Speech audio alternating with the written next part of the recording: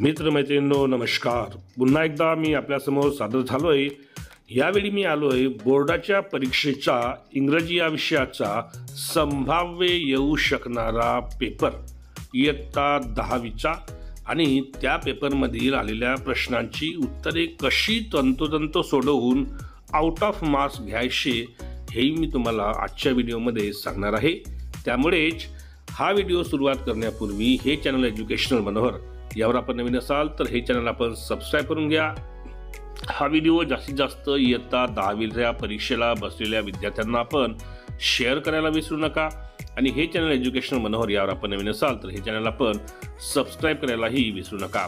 चला तर जास्त वेळ न करता बघूया इयत्ता 10वीच्या बोर्डाच्या परीक्षेमध्ये येऊ शकणारा इंग्रजी या विषयाचा संभाव्य पेपर आणि त्यातील प्रश्नांची उत्तरे.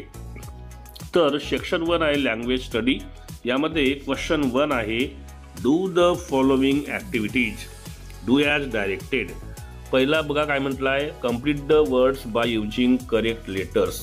तर यामध्ये ते शब्द आहेत त्यांच्यामध्ये एक एक अल्फाबेट तुम्हाला भरायचं आहे. मी तुम्हाला डायरेक्ट उत्तर सांगतोय. पहिला आहे effort EFFORT.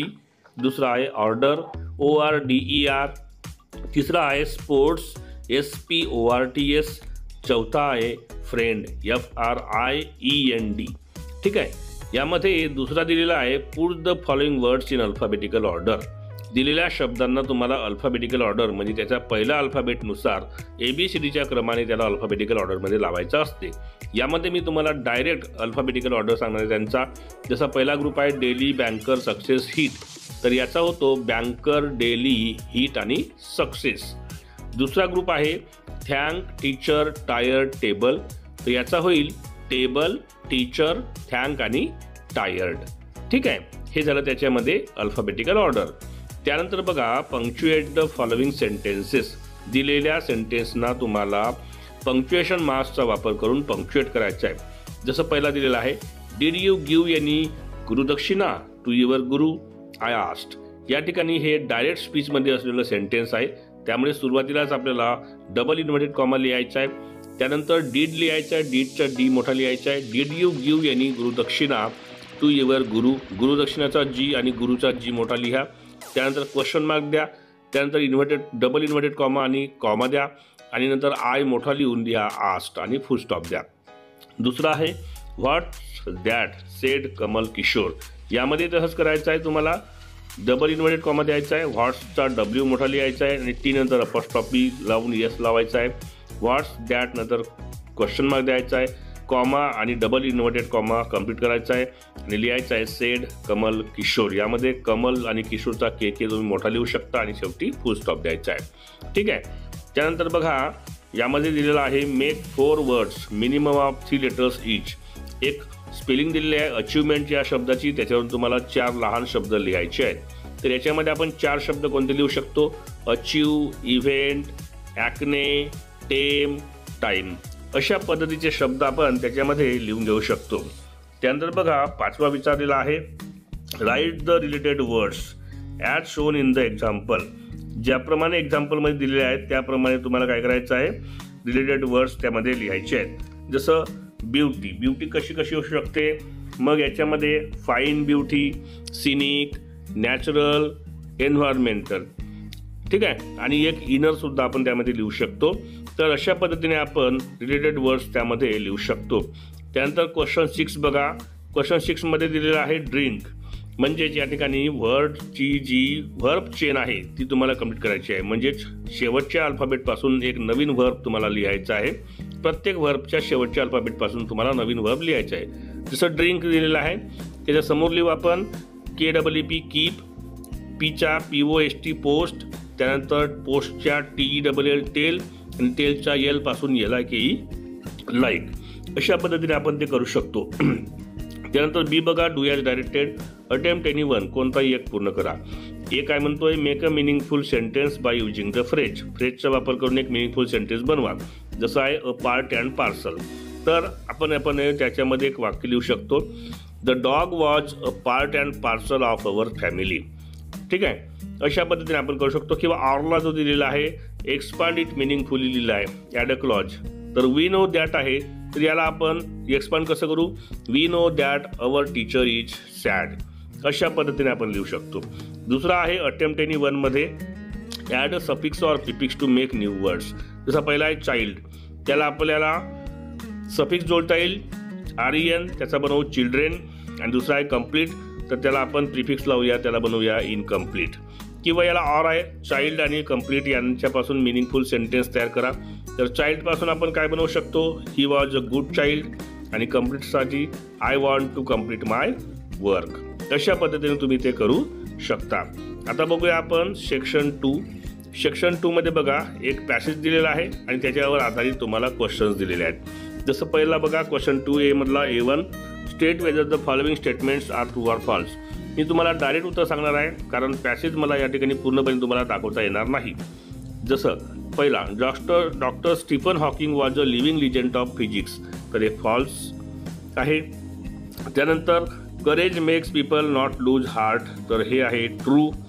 Doctor Stephen is the only greatest scientist of his century, हे आहे फॉल्स. आणि Doctor Stephen's father wanted him to study mathematics, हे सुद्धा आहे फॉल्स. ठीक आहे, या ठिकाणी आपण आता समोर जाऊया. A2 मध्ये काय म्हटलेलं आहे त्यांनी बघा, what do you know about doctor Hawking from the passage. पॅसेजवरून तुम्हाला डॉक्टर हॉकिंगबद्दल काय कळलं. तर यामध्ये आपण बघा काय लिहू शकतो, I knew that he was one of the greatest scientist. In spite of a rare disease, he continued his research and create new dimensions about universe. He was a true hero. अशा पद्धतीने आपण त्यांच्याबद्दल लिहू शकतो.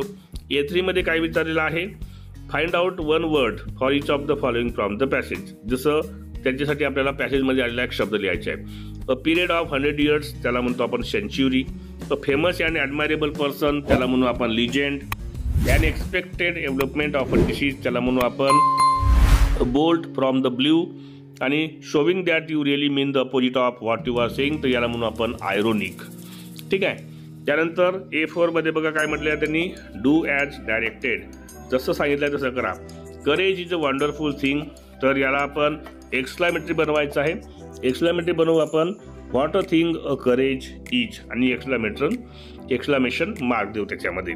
त्यानंतर बघा दुसरा आहे, he started living life for the moment and continued his doctoral research work with renewed vigour.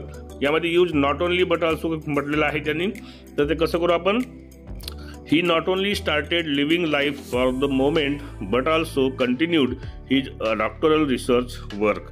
अशा पद्धतीने आपण त्यामध्ये नॉट ओनली बट ऑल्सो करू शकतो. त्यानंतर बघा यामध्ये पर्सनल रिस्पॉन्स टाईप क्वेश्चन विचारलेला आहे. What does Doctor Stephen Hawking's example teachers. त्यांचं एक्झाम्पल आपल्याला काय सांगते, काय शिकवते, ते याचं पर्सनल रिस्पॉन्स आपल्या मताने लिहायचं असते. ते कसं लिहू आपण, it teaches us that in spite of the obstacles if you are determined then nothing can stop you to achieve your goal in life. You should have self belief on yourself. तर अशा पद्धतीने आपण याचं personal response या ठिकाणी लिहू शकतो. Question 2 पहा B. यामध्ये तुम्हाला एक पॅसेज दिलेला आहे. तर त्या पॅसेजच्या आधारावर तुम्हाला काय करायचं आहे, त्याची उत्तरे, त्यामध्ये दिलेल्या प्रश्नांची उत्तरे लिहायची आहे. हा जनरली एक अनसीन पॅसेज असतो. यामध्ये बघा B1 दिलेला आहे, कम्प्लीट द फॉलोइंग सेंटेन्सेस. याचे सुद्धा उत्तर मी तुम्हाला डायरेक्ट सांगणार आहे. तर पहिला आहे, Meena stayed alone as her parents lived in Delhi. दुसरा आहे, Meena had the habit of, तर याचं उत्तर येईल complaining about anything and everything. त्यानंतर the narrator was caught in, तर याचं उत्तर येईल the rain at Bombay's Flora Fountain. आणि चौथा आहे, seeing Meena the narrator's first reaction was, तर याचं उत्तर येईल to run even in that pouring rain. अशा पद्धतीने या कम्प्लीटला आपण काय करू शकतो, सेंटेन्सला कम्प्लीट करू शकतो. त्यानंतर विचारलेलं आहे बघा, डिस्क्राईब मीनाज कॅरेक्टर. मीनाचं कॅरेक्टर डिस्क्राईब करा. तर यामध्ये आपण लिहू शकतो, Meena was a lonely girl. She had the habit of complaining about anything and everything. She was not a pleasant company and nobody wanted to visit her. अशा पद्धतीने तुम्ही या ठिकाणी B2 लिहू शकता. त्यानंतर B3 मध्ये काय म्हटलेलं आहे, फाइंड सिमिलर वर्ड्स. सारखे शब्द लिहा. प्लिजंट, तर प्लिजंट म्हणजेच समार्थी शब्द आहे हॅपी. हेवी रेनफॉल, त्याला म्हणून आपण पोरिंग. वेल नोन, त्याचा या ठिकाणी उत्तर येईल फेमस. आणि नोटिस्ड, याचं या ठिकाणी सिनोनिम्स येईल स्पॉटेड. तर या पद्धतीने तुम्ही त्यांचे सिमिलर वर्ड्स लिहू शकता. त्यानंतर बघा इकडे समोर तुम्हाला विचारलेलं आहे B4 do as directed. She wasn't a very pleasant company, choose the correct question tag. तर याचं उत्तर येईल वॉज शी, ऑप्शन डी. त्यानंतर I spotted Meena. I spotted Meena आहे, तर या ठिकाणी त्याला काय करायचं आहे, तुम्हाला मीना आणि काय करायचं आहे, वाक्याला सुरुवात करायची आहे, म्हणजे त्याचा व्हॉइस चेंज करायची आहे. त्याला लिहू आपण मीना वॉज स्पॉटेड बाय मी, अशा पद्धतीने. यामध्ये B5 विचारलेला आहे पर्सनल रिस्पॉन्स टाईप, तुम्हाला स्वतःच्या मनाने लिहायचं आहे. In your opinion how should a friend be, तुमच्या मते एक मित्र कसा असावा. तर याचं उत्तर आपण लिहू I think a friend should be like a sun. He should warm us with his experience. He should, experience म्हणण्यापेक्षा आपण या ठिकाणी म्हणू existence. He should bombard us like heat of sun during our mistakes and should fulfil our life like environmental beauty. तर या पद्धतीने आपण personal response type क्वेश्चनमध्ये आपलं मत मांडू शकतो. त्यानंतर सेक्शन 3 कडे वळूया आपण. यामध्ये तुम्हाला पोएट्री देण्यात आलेली आहे. क्वेश्चन 3A असतो हा. यामध्ये एक पोएम दिलेली असते, whose woods are these, stopping by woods या ठिकाणी ही पोएम दिलेली आहे आणि त्याच्या आधारावर तुम्हाला प्रश्न विचारण्यात आलेले आहेत. बघा यामध्ये A1 काय विचारलेलं आहे, फिल इन द ब्लँक्स, ब्लँक्सला कंप्लीट करा. जसं the person who owns the woods lives in, तर याचं उत्तर आहे द विलेज. त्यानंतर the speaker was really captivated by, तर याचं उत्तर आहे lovely dark and deep woods. तिसरा the speaker stopped his horse at a place between, तर याचं उत्तर आहे the woods and frozen lake. आणि चौथा आहे the little horse gives a shake to it's, तर याचा आहे हार्नेश बेल्स. ठीक आहे. A2 काय विचारलेलं आहे बघा. अशा लाईन्स तुम्हाला फाइंड आउट करायच्या आहेत ज्या खाली दिलेल्या एक्सप्लेनेशनला एक प्रूफ म्हणून आपल्याला सांगता येतील. जसं हिज हॉर्स सीम्स अँशियस टू कीप गोईंग, तर याचं आपण एक लाईन लिहू शकतो he gives his harness bells a shake. दुसरा आहे the speaker prefers to stay but is force to move onwards, तर यासाठी लाईन लिहू शकतो आपण but I have promises to keep and miles to go before I sleep. ठीक आहे.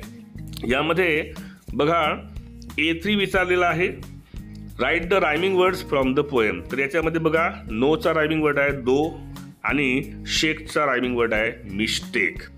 त्यानंतर बघा क्वेश्चन 3B विचारलेला आहे. यामध्ये तुम्हाला एक पोएम दिलेली असते आणि तिथं तुम्हाला ॲप्रिशिएशन लिहायचं असते.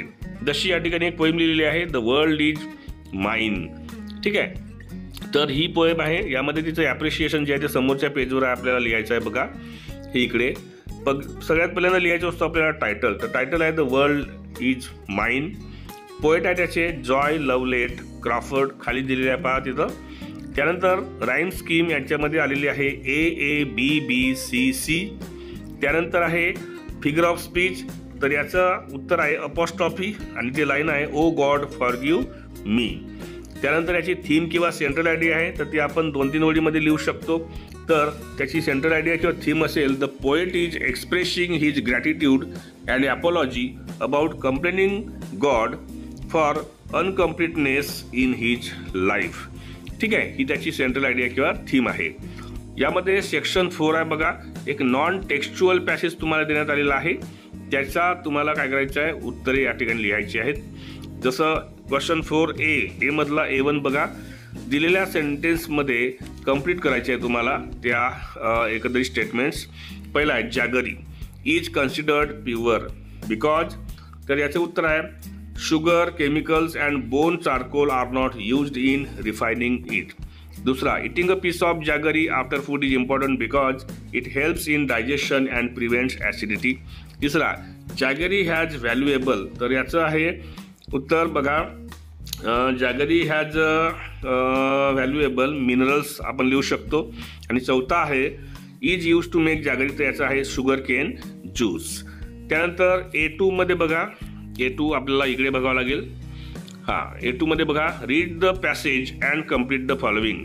जसं बेनिफिट्स ऑफ जॅगरी त्यामध्ये देण्यात आलेलं आहे, तर याचं उत्तर देऊ आपण हेल्प्स इन डायजेशन एक, प्युरिफाईज ब्लड दुसरं, प्रिव्हेंट्स अँड क्युअर्स पिंपल्स तिसरं, आणि एक चौथं लिहू make skin and hair healthy. असे आपण त्या ठिकाणी 4 बेनिफिट्स लिहू शकतो. त्यानंतर बघा A3 write 4 non English words from the passage. पॅसेजमधून 4 नॉन इंग्लिश वर्ड्स लिहायचे आहेत. तर ते कोणते आहेत? गर, शक्कर पोंगल, ओबातू आणि पायश असे 4 शब्द यामध्ये तुम्ही लिहू शकता. त्यानंतर F4 मध्ये विचारलेलं आहे डू ॲज डायरेक्टेड. पहिला विचारला आहे it is believed that jaggery purifies blood. या ठिकाणी तुम्हाला त्या क्लॉजचं नाव लिहायचं आहे. तर ते क्लॉज काय आहे? नाऊन क्लॉज आहे आणि या ठिकाणी तो object of the verb believed आहे. ठीक आहे. दुसरा आहे it also provides relief from migraine headaches. तर याच्यामध्ये रिलीफ या शब्दापासून वाक्याला सुरुवात करायची आहे, म्हणजेच या ठिकाणी त्याचा पॅसिव्ह वॉइस करायचा आहे. तर ते आपण कसं करू? Relief from migraine headaches is also provided by it. ठीक आहे. या ठिकाणी A5 म्हणजेच पर्सनल रिस्पॉन्स टाईप क्वेश्चन विचारलेला आहे. तो विचारलेला आहे what do you do for smooth digestion and prevent acidity. तुम्ही स्मूथ डायजेशन आणि ॲसिडिटीला प्रिव्हेंट करण्यासाठी काय कराल? तर आपण लिहू शकतो जसं मी तुम्हाला सांगतो या ठिकाणी I will eat simple and spiceless food that will be easily absorbed in stomach. I will also drinks lots of water to digest food easily. आणि नंतर आपण लिहू I will avoid oily food. तर अशा पद्धतीने तुम्ही त्याचा पर्सनल रिस्पॉन्स या ठिकाणी लिहू शकता. यामध्ये बी विचारलेला आहे बघा, तो आहे समरी रायटिंगचा क्वेश्चन. तर समरी रायटिंग आपण काय करायची आहे? जो आता आपण वर पॅसेज घेतला जॅगरीवाला त्यालाच आपल्याला समरी त्याची लिहायची आहे. तर ती समरी तुम्हाला कशी लिहायची असते? ती जवळपास 7 ते 8 ओळीमध्ये तुम्ही लिहू शकता. यामध्ये तुमच्या स्वतःच्या भाषेचा तुम्हाला वापर करायचा असतो. तर मी या ठिकाणी ती तुम्हाला कशी लिहिली ते सांगतोय. Jaggery a product of sugar cane juice has an important place in Indian culture. It has also a ritual importance. It soothes many elements like acidity. त्यामध्ये आपण समोर लिहू शकतो pimples and cures many diseases. It's one piece in diet makes a person healthy and free from diseases. तर या पद्धतीने तुम्ही या दिलेल्या पॅसेजची 5 मार्कांसाठी ही समरी लिहू शकता. त्यानंतर आपण आता सेक्शन 5 कडे आलेले आहोत, ज्याच्यामध्ये आपल्याला काय करायचं आहे? एक लेटर रायटिंग करायचं आहे. लेटरमध्ये काय करायचं आहे तुम्हाला की तुम्ही आर्यन किंवा अपर्णा टुपकर आहात जे रामनगर CA रोड वर्ध्याला राहता आणि तुम्हाला एक अपील या ठिकाणी देण्यात आलेली आहे save life and donate blood. Blood डोनेशनचे कॅम्प देण्यात आलेला आहे आणि याच्यावर तुम्हाला मग तिथं प्रश्न विचारण्यात आलेला आहे. इन्फॉर्मल लेटर विचारलेला आहे की तुम्हाला तुमच्या फ्रेंडला काय करायचं आहे? राज किंवा रीनाला एक पत्र लिहायचं आहे आणि त्या ब्लड डोनेशन कॅम्पला अटेंड करण्यासाठी इन्व्हिटेशन द्यायचे आहे किंवा मग तुम्ही तुमच्या प्रिन्सिपलला या कॅम्पला ऑर्गनाईज करण्याची परमिशन मागू शकता. तर आपण एक इन्फॉर्मल लेटर लिहिणार आहोत. त्यामध्ये बघा तो इन्फॉर्मल लेटर आपण कसे लिहिणार आहोत. पहिल्यांदा वर आपल्याला आपला पत्ता लिहायचा आहे आर्यन 5/55 रामनगर CA रोड वर्धा 33. त्याच्या खाली आपल्याला डेट लिहायची आहे. डेट लिहिताना कशी लिहायची असते? जसं आपण आता या ठिकाणी ही तारीख समजा आपण आज मानली की 10 तारीख आहे तर 10th February 25 अशा पद्धतीने आपण आपला तो ॲड्रेस लिहिलेला आहे. त्यानंतर आपण लिहूया इथं डिअर राज कॉमा द्या, खालून सुरुवात करा. How are you question mark. I hope you are fine full stop. I have written this letter to invite you to attend the blood donation camp in my school full stop. The camp is organized by bloodhelp.com on 14th June. You know that a bottle of blood can save 3 lives.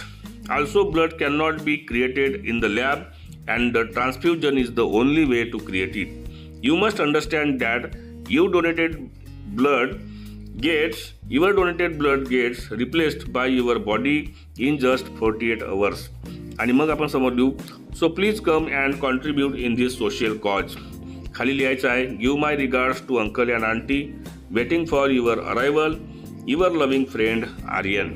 तर या पद्धतीने आपण तो एक informal letter या ठिकाणी लिहू शकतो. हे झालं लेटर रायटिंग. यामध्ये क्वेश्चन 5B पहा.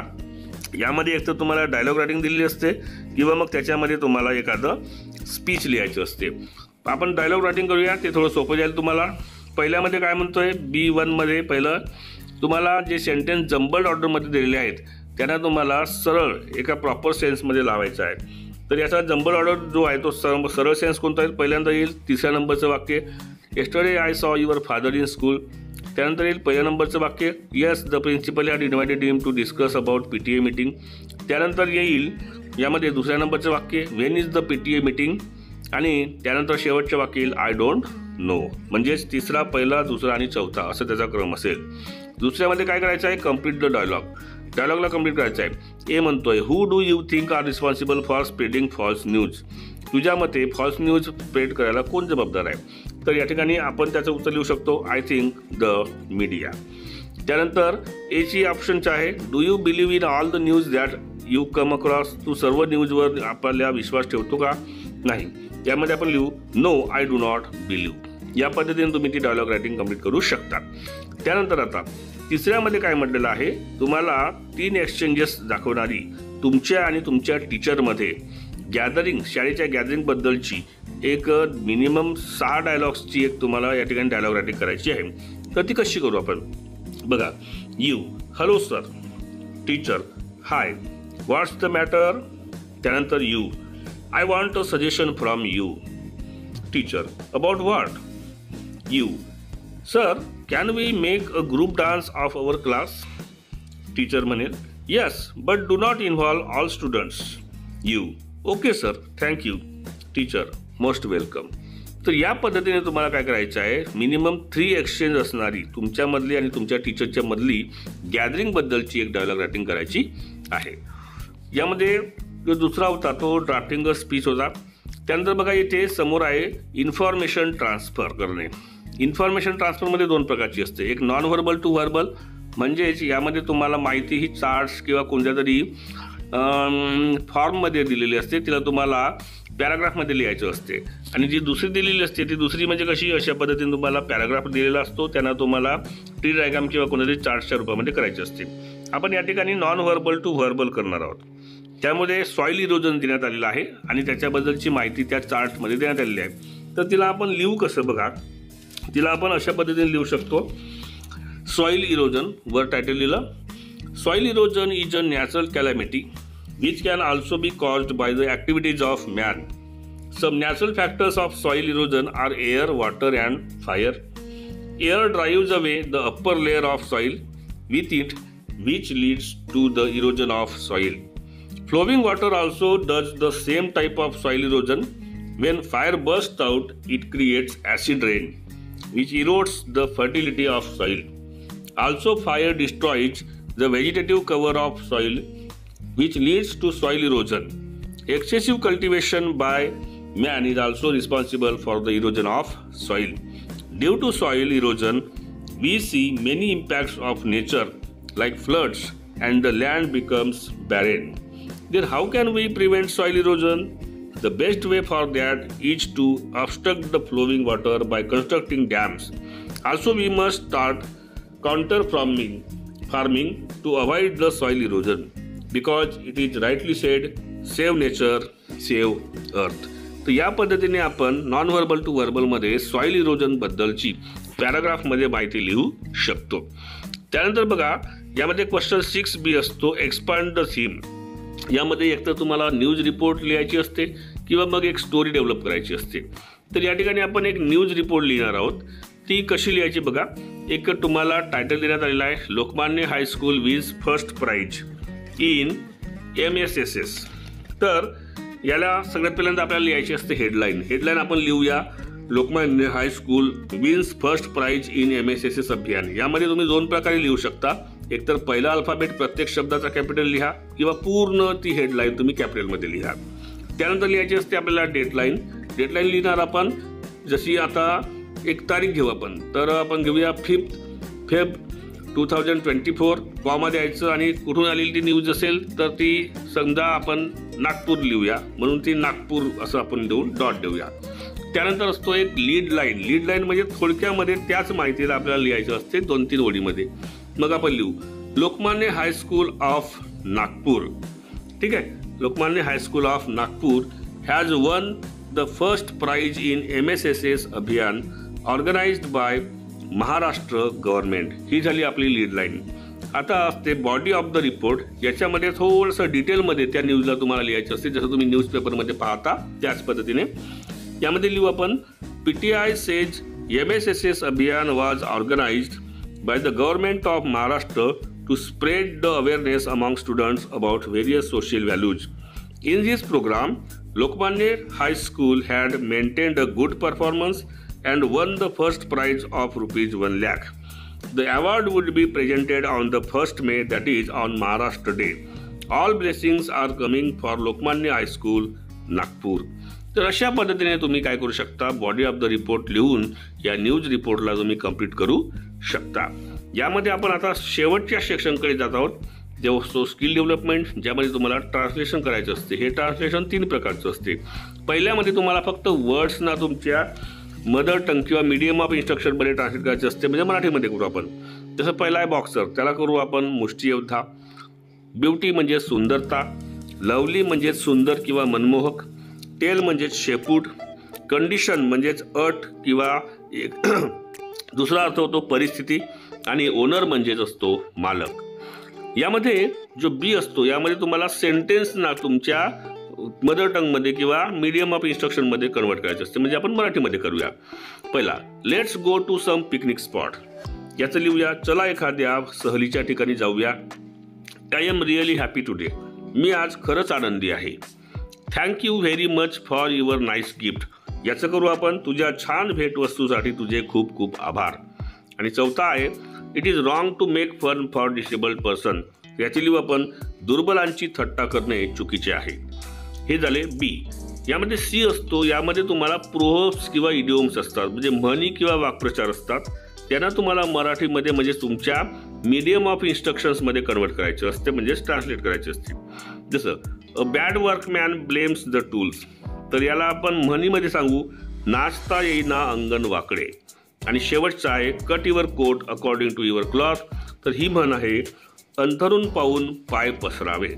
तर या पद्धतीने आपण या 3 प्रकारांना या ठिकाणी आपल्या मीडियम ऑफ इन्स्ट्रक्शनमध्ये काय करू शकतो, ट्रान्सलेट करू शकतो. तर एकंदरीत आजच्या व्हिडिओमध्ये मी इयत्ता 10वीच्या समोर येणाऱ्या बोर्डाच्या परीक्षेचा आधार घेऊन अतिशय महत्त्वाचा व्हिडिओ आपल्यासाठी घेऊन आलो. तो असा की इयत्ता 10वीच्या बोर्डाच्या परीक्षेमध्ये येऊ शकणारी जी संभाव्य इंग्रजीची प्रश्नपत्रिका आहे आणि जिच्या आधारावरच तुम्हाला प्रश्न येणार आहेत, अशी ही संभाव्य प्रश्नपत्रिका आणि या प्रश्नपत्रिकेबद्दल आलेल्या प्रश्नांची संभावित उत्तरे, करेक्ट आन्सर्स आपण कसं लिहू शकतो, मी ते आजच्या व्हिडिओमध्ये आपल्यासाठी घेऊन आलो आहे. त्यामुळे नक्कीच हा व्हिडिओ आपल्याला आवडला असेल. हे सुद्धा या ठिकाणी आपल्याला एंडिंगला काही व्हिडिओज दिसत असतील, जे आपला इंग्रजीचा सराव करण्यासाठी येणाऱ्या परीक्षेमध्ये आपल्याला मदत करतील. तर या सर्वांच्या प्लेलिस्ट किंवा यांची लिंक या व्हिडिओच्या डिस्क्रिप्शनमध्ये देण्यात आलेली आहे. त्यावर जाऊन आपण हे बाकीचे व्हिडिओज पाहून घेऊ शकता. तर या व्हिडिओला आपण 1 लाईक आणि जास्तीत जास्त 10वीच्या विद्यार्थ्यांना शेअर करावं अशी मी आपल्याला विनंती करतो. आणि हे चॅनल एज्युकेशनल मनोहर अजूनपर्यंत नवीन असाल तर हे चॅनल आपण सबस्क्राईब करून घ्यावं अशी मी आपल्याला विनंती करतो. आणि मी आपली आता रजा घेतो. सर्वांना माझा नमस्कार.